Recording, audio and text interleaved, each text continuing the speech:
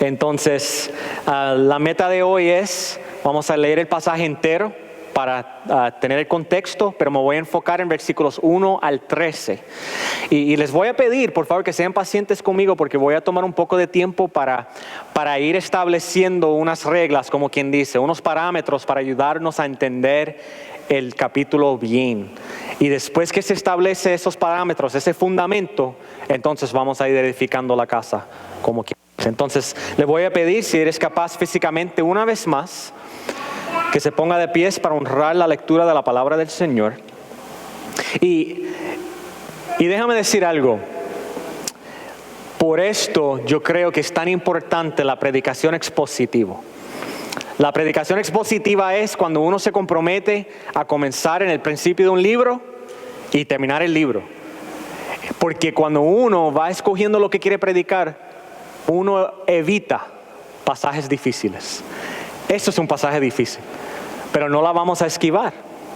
Si está aquí es porque Dios quería que estuviera aquí y por lo tanto es para nuestra edificación, es para el bien de nosotros, aunque sea difícil. Entonces la predicación expositiva nos obliga a enfrentarnos pasajes difíciles y a estudiarlos y a descansar en el Señor y confiar de que Él nos va a dar entendimiento. Entonces desde ya, mientras vamos leyendo el pasaje, les pido que oren conmigo para que Dios nos vaya dando entendimiento. Entonces escuchen la palabra del Señor de Evangelio de San Marcos capítulo 13. Saliendo Jesús del templo le dijo a uno de sus discípulos: Maestro, mira qué piedras y qué edificios. Jesús respondiendo le dijo: ¿Ves estos grandes edificios? No quedará piedra sobre piedra que no sea derribada. Y se sentó en el monte de los olivos frente al templo, y Pedro, Jacobo, Juan y Andrés le preguntaron aparte: Dinos, ¿cuándo serán estas cosas? ¿Y qué señal habrá cuando todas estas cosas hayan de cumplirse? Jesús respondiéndoles comenzó a decir: Mirad que nadie os engañe. Porque vendrán muchos en mi nombre diciendo: Yo soy el Cristo, y engañarán a muchos. Mas cuando oigáis de guerras y de rumores de guerras, no os turbéis, porque es necesario que suceda así, pero aún no es el fin. Porque se levantará nación contra nación y reino contra reino, y habrá terremotos en muchos lugares, y habrá hambres y alborotos. Principios de dolores son estos. Pero mirad por vosotros mismos, porque os entregarán a los concilios, y en las sinagogas os azotarán. Y delante de gobernadores y de reyes os llevarán por causa de mí, para testimonio a ellos. Y es necesario que el evangelio sea predicado antes a todas las naciones. Pero cuando os trajeren para entregaros, no os preocupéis por lo que habéis de decir, ni lo penséis, sino lo que os fuere dado en aquella hora, eso hablar. Porque no sois vosotros los que habláis, sino el Espíritu Santo. Y el hermano entregará a la muerte al hermano, y el padre al hijo, y se levantarán los hijos contra los padres y los matarán. Y seréis aborrecidos de todos por causa de mi nombre, mas el que persevera hasta el fin, éste será salvo. Pero cuando veáis la abominación desoladora del que habló el profeta Daniel, puesta donde no debe estar, el que lee entienda, entonces los que estén en Judea huyan a los montes. El que esté en la azotea no descienda a la casa, ni entre para tomar algo de su casa. El que esté en el campo no vuelva atrás a tomar su capa. Mas ay de las que están encintas y de las que crían en aquellos días. Orad pues que vuestra huida no sea en invierno, porque aquellos días serán de tribulación, cual nunca ha habido desde el principio de la creación que Dios creó hasta este tiempo, ni la habrá. Y si el Señor no hubiese acortado aquellos días, nadie sería salvo. Mas por causa de los escogidos que Él escogió, acortó aquellos días. Entonces, si alguno os dijere: mirar, aquí está el Cristo, o mirar, ahí está, no le creáis. Porque se levantarán falsos cristos y falsos profetas, y harán señales y prodigios para engañar, si fuese posible, aún a los escogidos. Mas vosotros mirad, os lo he dicho todo antes. Pero en aquellos días después de aquella tribulación, el sol se oscurecerá y la luna no dará su resplandor. Y las estrellas caerán del cielo y las potencias que están en los cielos serán conmovidas. Entonces verán al Hijo del Hombre, que vendrá en las nubes con gran poder y gloria. Y entonces enviará a sus ángeles y juntará a sus escogidos de los cuatro vientos, desde el extremo de la tierra hasta el extremo del cielo. De la higuera aprended la parábola. Cuando ya su rama está tierna y brotan las hojas, sabéis que el verano está cerca. Así también vosotros, cuando veáis que suceden estas cosas, conoced que está cerca a las puertas. De cierto os digo que no pasará esta generación hasta que todo esto acontezca. El cielo y la tierra pasarán, pero mis palabras no pasarán. Pero de aquel día y de la hora nadie sabe, ni aun los ángeles que están en el cielo, ni el Hijo, sino el Padre. Mirad, velad y orar, porque no sabéis cuándo será el tiempo. Es como el hombre que yéndose lejos dejó su casa y dio autoridad a sus siervos y a cada uno de su obra, y al portero mandó que velase. Velad pues, porque no sabéis cuándo vendrá el Señor de la casa, si al anochecer o a la medianoche, o al canto del gallo a la mañana, para que cuando venga de repente no os halle durmiendo. Y lo que a vosotros digo, a todos los digo, velad. Oremos una vez más, hermanos. Padre amado, gracias por tu palabra. Gracias, Padre, porque sabemos que tú nos diste tu palabra para aprender más de ti.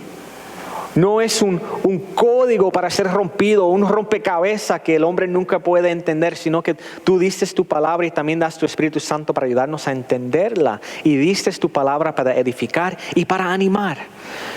Entonces, Señor, pedimos que aunque es un pasaje difícil, Padre, que nos dé entendimiento, que me ayudes, Espíritu Santo, a enseñar y predicar con claridad, Señor, y que vayas abriendo oídos y corazones y mentes aquí para que tu pueblo pueda ser edificado y animado e instruido, Señor. Y Padre, yo te pido que utilices a este tiempo para darnos a todos más pasión para estudiar a tu palabra. Lo pedimos en el nombre de Jesús. Amén. Se pueden sentar, hermanos. En la película Back to the Future, ¿lo han visto? ¿Lo han escuchado? Back to the Future, una película de los 80s. Hay un villano, se llama Biff, es el hombre malo de la película, el villano, ¿verdad? Y Biff, él está en el futuro y él vuelve al pasado y se encuentra a sí mismo. Y él le da a él mismo la versión más joven de él, ¿verdad? Él le da un libro. Y en ese libro se encuentra el ganador de todas las competencias de deportes más grandes, del 1950 al año 2000. Ahí lo tiene en sus manos. Todos los ganadores. Ahora, ¿por qué Biff le va a dar a su versión más joven un libro de todos los ganadores por los próximos 50 años? ¿Por qué se lo va a dar? Bueno, si vieron la película saben por qué, ¿verdad? Se lo da a sí mismo cuando es más joven. ¿Por qué? Para que él pueda apostar en el ganador, para que pueda ganar dinero, y ya su versión en el futuro es un hombre ¿qué? Un hombre rico, un hombre de mucho dinero. En otras palabras, él le dio a la versión joven de él mismo, él le dio conocimiento del futuro, para que él pueda ir cambiando cómo vive en su presente. Le dio conocimiento del futuro para que él pueda ir cambiando cómo vive en su presente. Y cuando pensamos en esto, hace sentido, ¿verdad que sí? Si alguien tiene conocimiento del futuro, sin duda eso va a ir cambiando cómo vivimos en el ahora. El Señor no nos dio información sobre el futuro en su palabra para que nosotros podamos ir creando tablas y tratando de calcular cosas específicas de cuando Él va a volver y cuándo va a acontecer esto o lo otro. No, eso no es el propósito. El Señor nos da información del futuro para que nosotros podamos ser fieles y constantes y que podamos vivir vidas que honran a Él ahora en nuestro presente, hermanos. Y vemos eso claramente aquí en Marcos capítulo 13. Cuando Jesús le contesta las preguntas de sus discípulos, preguntas que se trataban del futuro, en su respuesta, Él les da a ellos muchos mandatos. Vemos aquí muchos imperativos. Escuchan, y esto no son todos, pero son la mayoría. Versículo 5, mirad que nadie os engañe, un mandato. Versículo 7, no os turbéis. Versículo 9, mirar o velar por nosotros mismos. Versículo 11, no os preocupéis, sino lo que os fuere dado en aquella hora, eso hablar. Versículo 21, no le creáis. El 23, mas vosotros mirad, velad. El 33, mirad, velad y orad.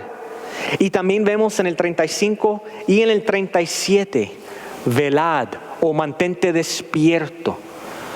Hermanos, esos son muchos mandatos en un solo capítulo, pero aquí están, hay muchísimos mandatos, muchísimos imperativos. Entonces Jesús, Él se los dio a sus discípulos en ese momento en la historia. Pero Dios, el Espíritu Santo, inspiró a Marcos a documentar esta enseñanza para que nosotros también hoy día podamos ser edificados y podemos ser animados a ser fieles en nuestro presente también. Ahora, antes de ver cómo este pasaje nos anima a nosotros a ser fieles, hay dos cosas que necesitamos examinar. Primero, necesitamos entender bien las preguntas de los discípulos. Eso es muy importante porque nos va a ayudar a entender el capítulo entero. Y segundo, les tengo que mostrar cuál es o cómo fluye el capítulo, cuál es la estructura del capítulo. Cuando entendemos esas dos cosas, entonces podemos seguir, yo creo que con mejor claridad. Cuando Jesús sale del templo con sus discípulos, uno de ellos, Marcos nos dice, ningún evangelio dice quién, pero uno de ellos voltea a él y le habla del templo. ¡Wow! ¡Qué lindo! ¡Qué maravilloso! ¡Qué bello! Y no era una exageración. Vemos en libros de historia de que el templo tenía en sus columnas y en sus paredes tenía oro. Y habían columnas de 40 y 50 pies y paredes de 50 y 60 pies. Era algo inmenso y impresionante. Dentro del templo cabían numerosos campos de fútbol americano. Era gigante. Entonces realmente era algo impresionante. Y ese discípulo lo mira y se lo dice a Jesús. Se lo dijo a Jesús. Qué lindo es, qué maravilloso. Pero cuando salen del templo y bajan al valle y suben al otro lado, al monte de Olivos, Jacobo, después que ellos hablan del templo, ¿qué le dice Jesús? Que será destruido. Así él responde como si nada. Será destruido. Vas a ver que no va a haber ni una piedra encima de otra. Todo va a caer. Cuando salen y van al monte de los Olivos, entonces vemos que Jacobo y Andrés y Pedro y ellos le preguntan a él, ¿cuándo? ¿Cuándo esto va a suceder? Se lo voy a leer. Dinos, ¿cuándo serán estas cosas? ¿Y qué señal habrá cuando todas estas cosas hayan de cumplirse? Versículo 4. Entonces, cuando leemos eso aquí en Marcos, ¿cómo se entiende? Parece que ellos están preguntando de cuándo será destruido el templo. Quieren saber cuándo esto va a pasar. Pero hermanos, ellos no solamente le hicieron una pregunta a Jesús sobre el templo. Si nosotros vamos a Mateo, capítulo 24, versículo 3, ahí vemos qué otra pregunta le hicieron a Jesús en ese día. Ellos le hicieron otra pregunta. Escuchen a Mateo 24, versículo 3. Dinos, ¿cuándo serán estas cosas? Hablando de la destrucción del templo. ¿Y qué señal habrá de tu venida y del fin del siglo? Entonces Mateo, él escribe en su evangelio explícitamente lo que Marcos y Lucas deja implícito en sus evangelios. Vean, el templo era algo sumamente importante en la vida de los judíos. Era algo central de la vida religiosa de los judíos. Entonces, en la mente de la mayoría de las personas, el fin del templo solamente podía significar una cosa: el fin del mundo. No se podían imaginar un mundo sin el templo. Entonces, en la mente de muchos, el fin del templo, la destrucción del templo, quiere decir que viene el fin del siglo. Todo está envuelto en un mismo evento. Es por eso que vemos aquí en Marcos que cuando Jesús le contesta a la pregunta de los discípulos, aunque ellos hablaron, o aunque parece que solamente preguntaron del templo, Él les habla no solamente del templo, sino de ¿qué? De la venida del hombre. Él está contestando dos preguntas, y es porque a él le hicieron dos preguntas. Ellos sí le preguntaron sobre la destrucción del templo, pero también le preguntaron a Jesús sobre su venida, sobre el fin del siglo. Y si no se dieron cuenta, los discípulos entendían de que el fin del siglo va a suceder cuando Él vuelve. Con la segunda venida de Jesús, del Mesías, ellos sabían que con eso comienza el otro siglo, el siglo de la eternidad. Implica el fin de este siglo y comienza el siguiente. Y ellos tenían razón, así es, así será. En Hebreos capítulo 12, versículo 9, vemos que la muerte de Jesús en la cruz inicia este último siglo. Ahí lo inicia su muerte. Y vemos en lugares como Mateo 16 y 1 Tesalonicenses 4 que cuando Cristo vuelve, ahí en ese momento será el fin de este siglo y el comienzo del próximo. El siglo en donde Cristo va a reinar sobre esta tierra para siempre. Por eso también vemos, si miran más abajo, versículo 37, Marcos y Jesús, ¿verdad? Lo escribe porque Jesús lo dijo: y lo que a vosotros digo, a todos lo digo, velad. ¿Por qué lo dice así? Porque lo que Él está diciendo aquí no fue simplemente para los discípulos de ese tiempo, sino que aplica a todos los seguidores de Jesús que van a vivir durante este siglo. A lo que ustedes digo, a todos digo, velad. El Cristo, Jesús y Marcos, por medio del Espíritu Santo, quieren animar a todos los cristianos que han de vivir desde ese momento hasta que Cristo vuelve. Entonces, entender esto, ¿verdad? Que ellos hicieron una pregunta sobre este siglo en adición a la destrucción del templo. Esto nos ayuda a nosotros a entender un poco mejor el pasaje. Esto está hablando de cosas que van a suceder desde aquel momento hasta el fin de este siglo.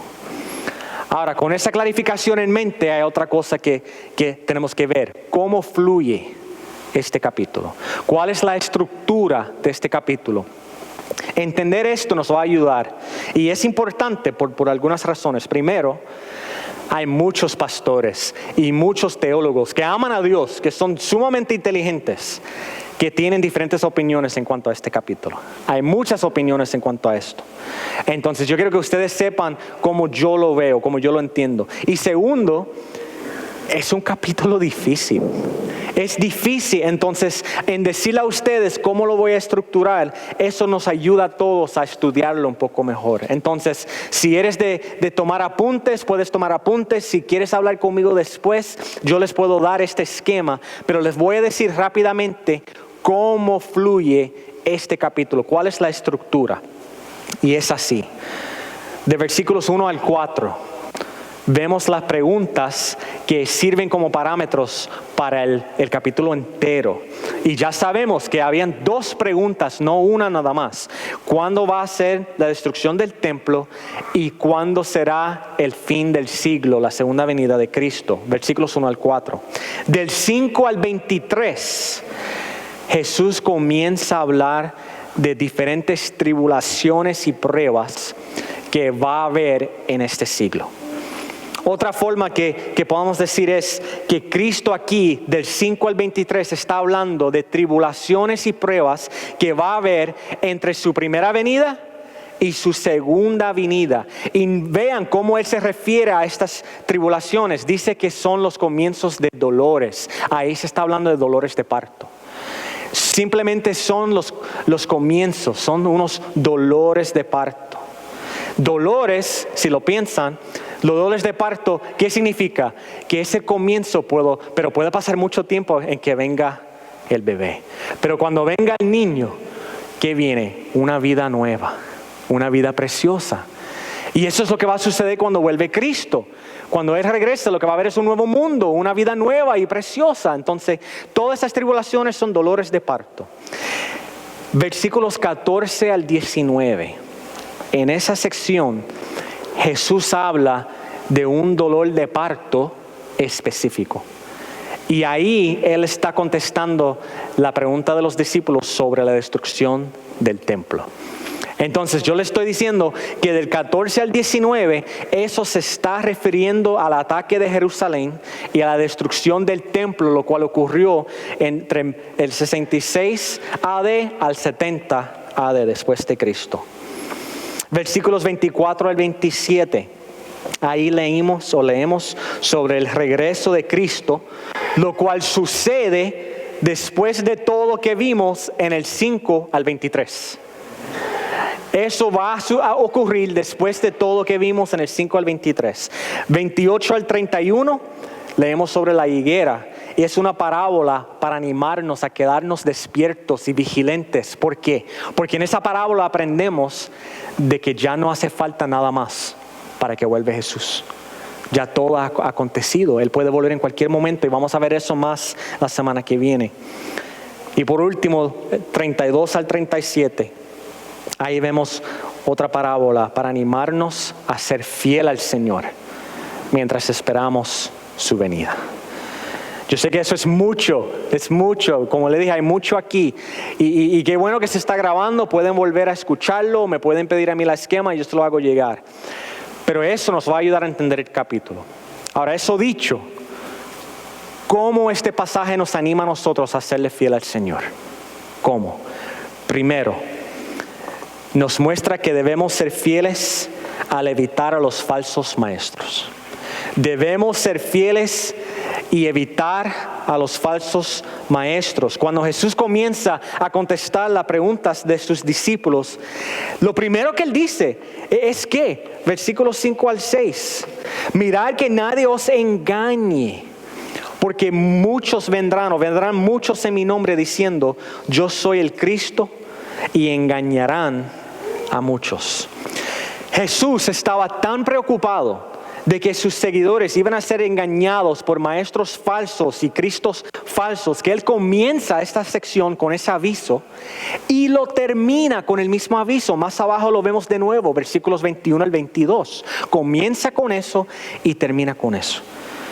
Los discípulos necesitaban saber de que antes que terminara este siglo, antes que Cristo iba a volver, muchos maestros se iban a levantar diciendo, yo soy el Cristo. Y Jesús se lo está avisando. Y hermanos, vemos ejemplos de esto en la Biblia. En Hechos capítulo 5 leemos de que habían dos hombres que vinieron poco antes de Jesús y que se llevaron muchos con ellos. A muchos engañaron esos hombres. Y Josephus, un historiador judío, él escribe de muchos Cristos que se levantaron después que Jesús estuvo aquí en la tierra. En el 44 después de Cristo hubo un hombre que se llamaba Teudas y se llevó a muchos creyentes enredados. Porque él decía que era el Mesías, que él era el Cristo que había regresado. Entonces los falsos profetas, los maestros falsos y los cristos falsos, hermanos, eso no es nada nuevo. Desde ahí en ese tiempo de Jesús hasta hoy día, seguimos viendo a estos hombres y a veces mujeres que se levantan diciendo de que ellos son el Cristo. Entonces esto es algo que vamos a ver continuamente en este siglo hasta que Cristo vuelve. Y Jesús lo ve como una amenaza legítima. Por eso Él avisa a sus discípulos. Ahora, yo creo que muchos de ustedes dirán, ¿verdad? Mira, si alguien llega a mi casa o alguien llega aquí a Nueva York diciendo, yo soy Jesucristo, yo voy a pensar que él está loco. Yo no le voy a hacer caso a él. esto realmente no me tienta a mí, ¿verdad? Muchos quizás pensaríamos así, de esa forma. Y yo oro que eso sea verdad, ¿verdad? Que si alguien venga con eso diciendo que Él es el Cristo, que no vamos a ser tentados en seguirlo. Pero hermanos, la realidad es que ante mucha tribulación, ante mucha prueba, a veces somos desesperados en escuchar lo que queremos escuchar. Esa es una realidad. Yo entiendo que Jesús comenzó esta sección hablando de los falsos maestros y termina esta sección hablando de los falsos maestros porque Jesús entendía que en medio de tribulación, en medio de persecución, en medio de dolor y angustia, vamos a ser tentados en seguir a las personas que nos estén diciendo, no te preocupes que todo va a estar bien. No te preocupes que yo sé lo que tú necesitas. Queremos contestaciones y entonces somos tentados a seguir a las personas que tienen las respuestas, como quien dice. Entonces tenemos que ser humildes y reconocer que ninguno de nosotros es libre de ser tentado por esto. Tenemos que ser vigilantes, tenemos que guardar nuestra doctrina, tenemos que velar qué libros o qué sermones o qué estudios estamos mirando y leyendo y escuchando, hermanos. Tenemos que ser como los Bereans, los de Berea, que cuando escuchaban algo, ¿qué hacían? Lo comparaban con la palabra de Dios. Verificaban si era realmente lo que Dios dice en su palabra, no simplemente hacen caso porque suena bonito. No debemos exponernos a enseñanzas y prédicas y libros que sabemos que no son fieles a la palabra del Señor. Jesús dice que esto es una amenaza real, por lo tanto debemos tomarlo en serio y cuidarnos. Y déjame decirte, si sabes que hay un pecado en tu vida, en tu corazón, que estás escondiendo, sabes que eso está ahí y no te quieres arrepentir de él, no quieres sacarlo a la luz, tienes que tener aún más cuidado, porque hay muchos maestros que le encantan decir a las personas cómo pueden justificar a su pecado. Y eso no es lo que necesitas escuchar. Lo que necesitas escuchar es que Cristo te ama y si te arrepientes, Él te perdona y puedes ser libre de tu pecado. No busques a aquel maestro que te va a animar a persistir en Él. No busques a aquel que te vaya a decir que está bien, no te preocupes. Hermano, eso es lo que lleva a uno al infierno. Si hay pecado escondido en tu vida, arrepiéntete y vuelve al Señor. Pero ten cuidado, hay muchos por ahí que le encanta justificar el pecado a uno. Pero somos llamados a luchar por la santidad. Somos llamados a serle fiel al Señor. No podemos caer en esa trampa. Segundo, también vemos aquí que debemos ser fieles en medio de la guerra y de los desastres. En medio de la guerra, en medio de los desastres. Podemos también decir en medio del caos que encontramos en este mundo, básicamente. En versículos 5 al 8, Jesús, Él avisa a los discípulos de que ellos van a escuchar de guerras y de rumores de guerras. Van a escuchar de naciones que conquistan a otras naciones, de terremotos y de hambres y alborotos. De todas estas cosas ellos van a escuchar. Y Él les dice que es necesario que suceda así, ¿pero qué? Pero aún no es el fin. No sabemos por qué tienen que suceder así. Jesús no nos dice en su palabra. Pero como creemos a Dios y creemos a su palabra, entendemos que son necesarios, porque así Dios lo dijo. Pero cuando los discípulos fueron a ver estas cosas, cuando se fueron a encontrar con estas cosas, ¿verdad? Terremotos y guerras y rumores de guerras, ¿qué deben hacer? ¿Qué le dice Jesús? No os turbáis. No entres en pánico. No te alarmes. ¿Ven esto? Hermanos, ¿cuántas personas hoy día hacen lo opuesto? ¿Cuántas personas hoy día? Yo sé que todos ustedes conocen a aquel persona, maestro, quizás es un pastor, no sé. Pero todos conocemos a esas personas que cuando hay guerra o cuando hay terremoto, lo primero que dicen es que, eso es que Cristo viene mañana. Y entran en pánico. Es como que se alarmen y se ponen así ansiosos. Eso es que vuelve ya mismo, porque mira lo que pasó aquí, mira lo que pasó allá. Y aquí Jesús está diciendo lo opuesto. Él está diciendo que cuando vean a estos tipos de eventos, no se alarme. No se alarme, aún el fin no ha llegado. Él está diciendo lo opuesto. Son apenas el comienzo de los dolores. De nuevo, refiriéndose a dolores de parto. Así como las contracciones de un niño, como les dije ahorita, cuando alguien está embarazado, una mujer está embarazada y siente contracciones, eso quiere decir que el niño viene, pero puede ser horas o puede ser ¿qué? Puede ser días, a veces semanas. Entonces Jesús está comunicando aquí que estos eventos no son las señas que debes estar buscando. Estos eventos simplemente son los comienzos de dolores de parto. La iglesia, cuando la iglesia se fundó, poco después de que Jesús volvió a la mano derecha del Padre, ellos comenzaron rápidamente a encontrarse con estas cosas. Sabemos de que hubo un hambriento, hubo mucha enfermedad. Hechos capítulo 11, ahí leemos de que hubo mucha enfermedad en la tierra. ¿Y cómo respondió la iglesia? No entraron en el pánico, sino que ellos recogieron ofrendas y ayudaron a las iglesias que se encontraban en medio de ese tiempo de hambre. Respondieron como se supone. Y de nuevo, cuando uno lee Josephus, historiador judío, y otros historiadores de este tiempo, leemos que hubo muchos terremotos gigantes. En el 60 después de Cristo y en el 63, ahí fueron los terremotos que destruyeron a Pompey. Fue durante este tiempo, fue poco después. Hubo rumores de guerra. Hubo rumores de que Calígula en el 40 después de Cristo, él iba a entrar a Jerusalén. Hubo rumores y las personas comenzaron a sentir ansiedad y temor, pero nunca pasó nada. Pero también hubo guerras, hubo de todo. Todas estas cosas sucedieron. Y como nosotros también sabemos, ¿verdad que siguen sucediendo? Todo esto sigue sucediendo. Porque Jesús dijo, lo que Él está explicando aquí son cosas que van a pasar desde su primer venida hasta que Él vuelve. Estos son eventos que van a suceder durante este siglo. ¿Y cuáles son las palabras de nuestro Salvador a nosotros? Cuando te encuentres con estas cosas, no se alarmen. No se alarmen. Mantente enfocado. Mantén tus ojos en mí. Así como los dolores de partos van a persistir durante este siglo, Jesús llama a todos los creyentes de este siglo a seguir confiando en Él, a no dejarnos entregarnos al pánico y al temor y a la ansiedad, sino que podamos seguir sirviendo y confiando en el Señor. No se alarmen.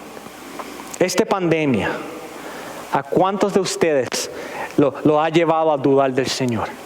Cuando uno ve lo que está pasando, uno a veces es tentado a cuestionar a Dios y a dudar de Dios. Uno ve la enfermedad y es difícil y uno cuestiona.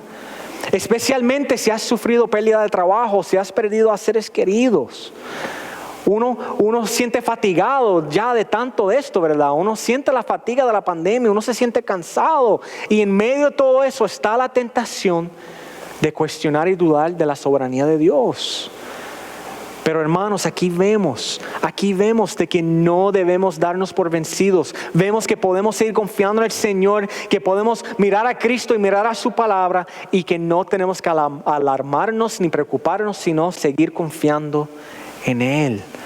Nos avisó por medio de su palabra, entonces no nos tiene que tomar por sorpresa. Yo sé que hay muchos que se sienten muy preocupados por el estatus político de nuestro país. Vean a eso y piensan que lo peor viene mañana, ¿verdad? O algo va a pasar de inmediato. De nuevo, hermanos, el Señor sigue estando en control. No permitimos que estas cosas quiten nuestra mirada de Jesús. No dejemos que estas cosas pongan duda en nuestros corazones sobre su soberanía y sobre su control. Estos eventos no son nuevos. No son nuevos. Ya va más de 2000 años y más que estas cosas han pasado. Y gloria a Dios que encontramos consuelo en saber que Jesús dijo que estas cosas van a suceder. Como Él los dijo, no nos tenemos que sorprender. ¿Y saben qué más Jesús dijo? Lo vemos en Mateo 28, versículo 20. Él prometió a sus discípulos, no solamente a los que estaban ahí, sino a todos nosotros, todos sus seguidores. ¿Qué nos prometió Él a nosotros? Que Él estará con nosotros hasta el fin del siglo, de los tiempos. Entonces, en medio de todas estas tribulaciones que vamos a ver vez tras vez tras vez, hasta que Cristo venga, Él está con nosotros. Él está con ustedes. No hay que entrar en pánico, ni tampoco debemos seguir a aquellos que tienen las contestaciones a lo que está pasando. No, en estos momentos es donde más se tienden a levantar falsos maestros y falsos profetas. Mantenemos la mirada en Cristo.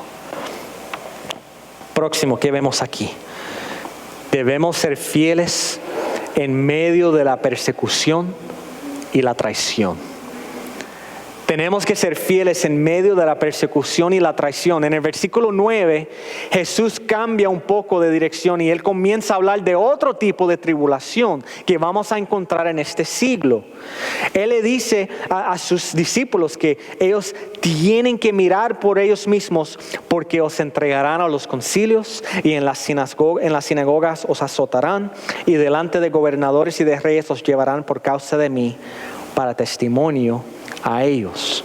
Jesús le estaba dejando saber ahí a sus discípulos que lo que Él ha sufrido y lo que va a sufrir, sus seguidores también lo van a sufrir. Sus seguidores también lo van a pasar.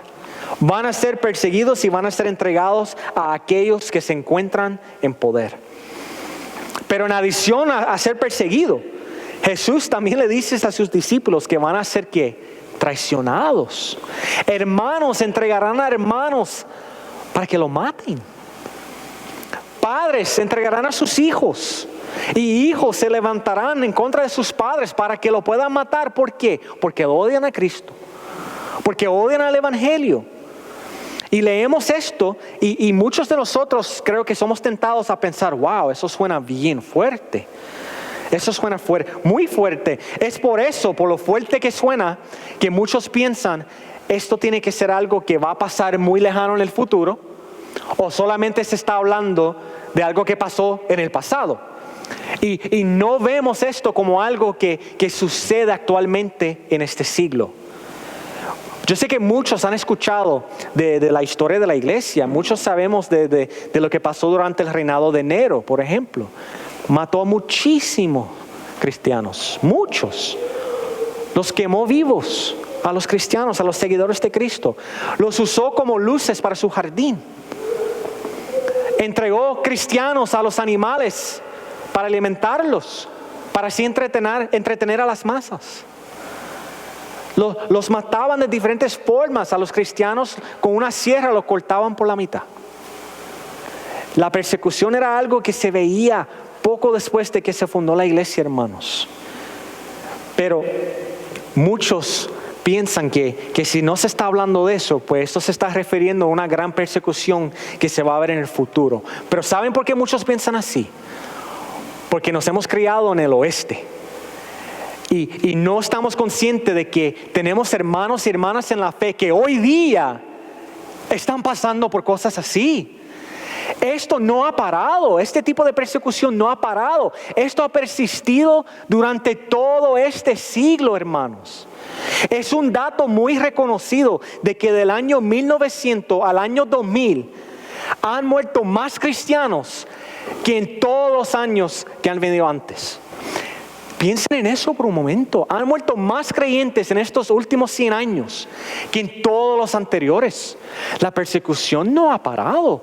Lo que pasa es que como no lo hemos visto, no lo hemos experimentado, porque Dios en su gracia nos tiene en el oeste, pues pensamos que no existe, pero eso no es cierto. Escuchen estos datos. Esto viene de un ministerio que se llama Open Doors, Puertas Abiertas. Esto es del 2020. Más de 260 millones de cristianos viven en lugares donde hay persecución extrema. 2.983 cristianos murieron por su fe. 9.488 iglesias y otros edificios que son usados para el ministerio fueron atacados. Y 3,711 creyentes fueron detenidos y lo metieron a la cárcel sin ni siquiera darle un tribunal. Sin ni siquiera darle una oportunidad para defenderse. Eso fue en el 2020, hermanos. Y saben que estos números a mí me parecen bajitos. Esto es lo que conocemos. Esto no es contar las cosas de que no conocemos, que no tenemos los datos. Entonces, cuando yo digo, qué bendición es que podamos reunirnos aquí. Cuando el hermano lo dijo ahorita, hermanos, yo lo digo en serio.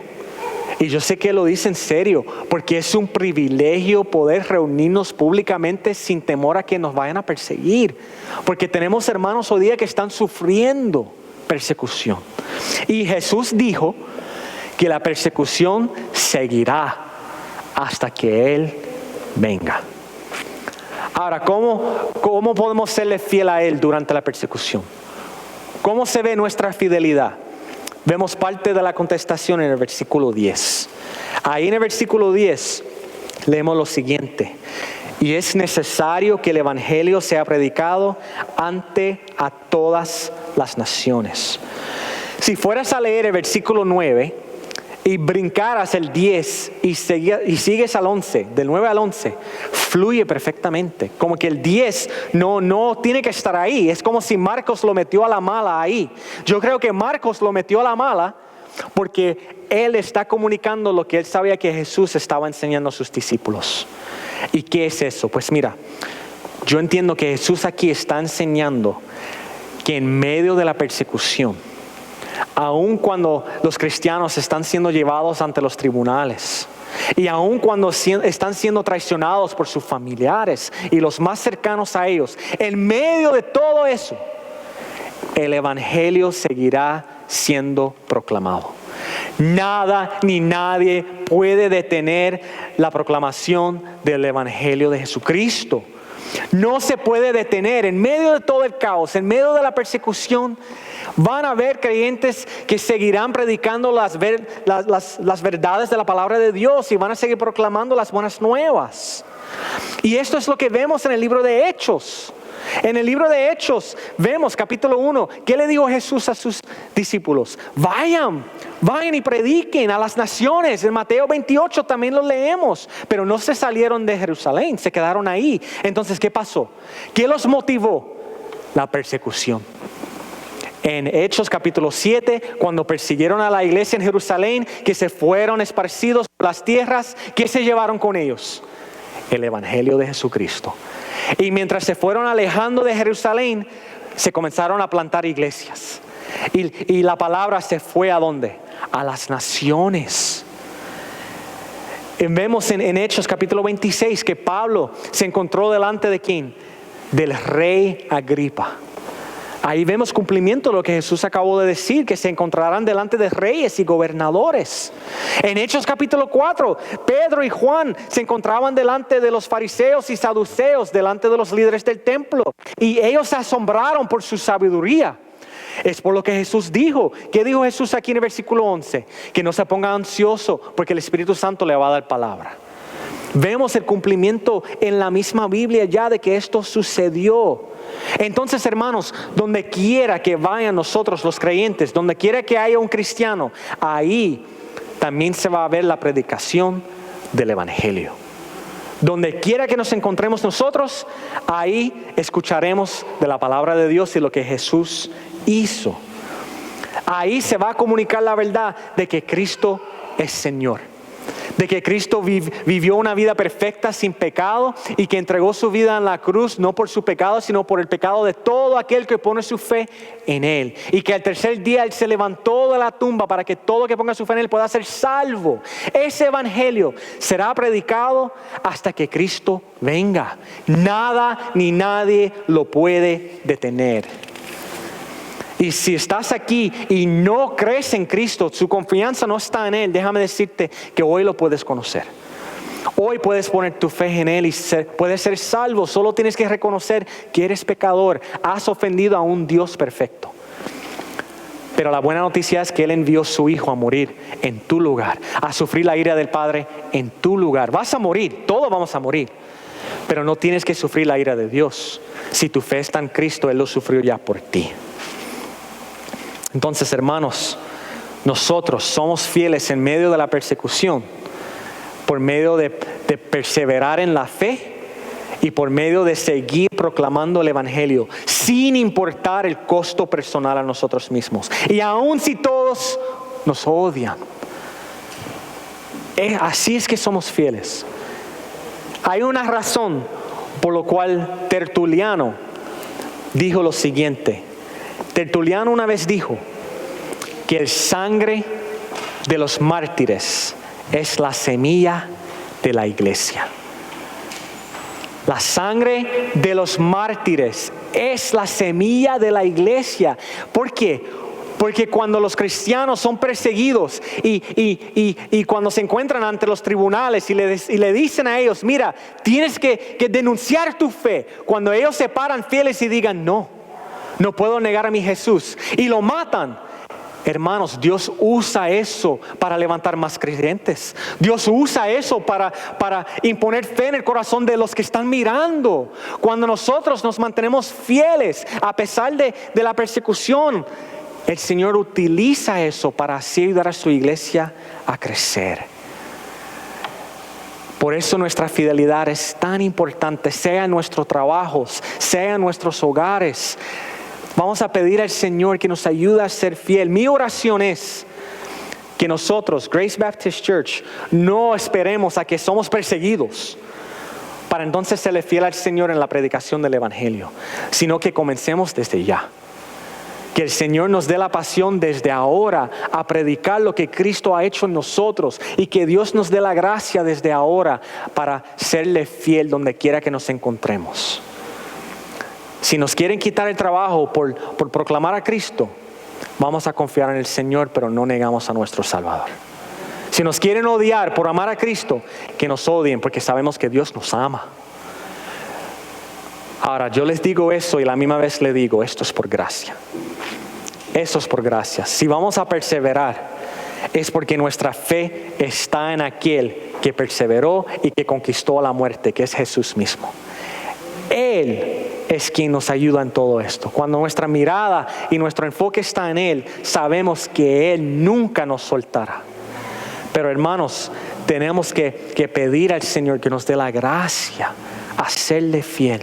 Tenemos que aferrarnos al Evangelio y recordarnos de que somos salvos por medio de fe en Cristo. Nada más. No dependemos de nosotros, sino dependemos de Él. Y Dios mediante, la semana que viene vamos a ver el resto del capítulo. Hay mucho más aquí. Pero mientras tanto vamos a seguir pidiendo al Señor que nos dé gracia a serle fiel. Y vamos a recordarnos que ante las tribulaciones de este siglo no tenemos que entrar en pánico. No tenemos que sufrir de ansiedad. No tenemos que desanimarnos, sino que podemos recordarnos que Dios ya nos dijo que esto iba a suceder. Y por lo tanto podemos confiar en su palabra y podemos seguir siéndole fiel a Él. Amén. Oremos, hermanos. Una vez más, Padre, te damos gracias por tu palabra. Señor, yo te pido que tu Espíritu Santo utilice a esta prédica y este tiempo para darnos aún más claridad y entendimiento, Señor. Y si hay confusión, yo te pido que tu Espíritu Santo dé claridad y que nos ayude a entender, Señor. Pero gracias porque sabemos que tu palabra es vida y sabemos que tú la utilizas para animar y bendecir. Y te pido, Señor, que utilices a esta palabra hoy para ayudarnos a recordarnos de primero nuestra necesidad de ti.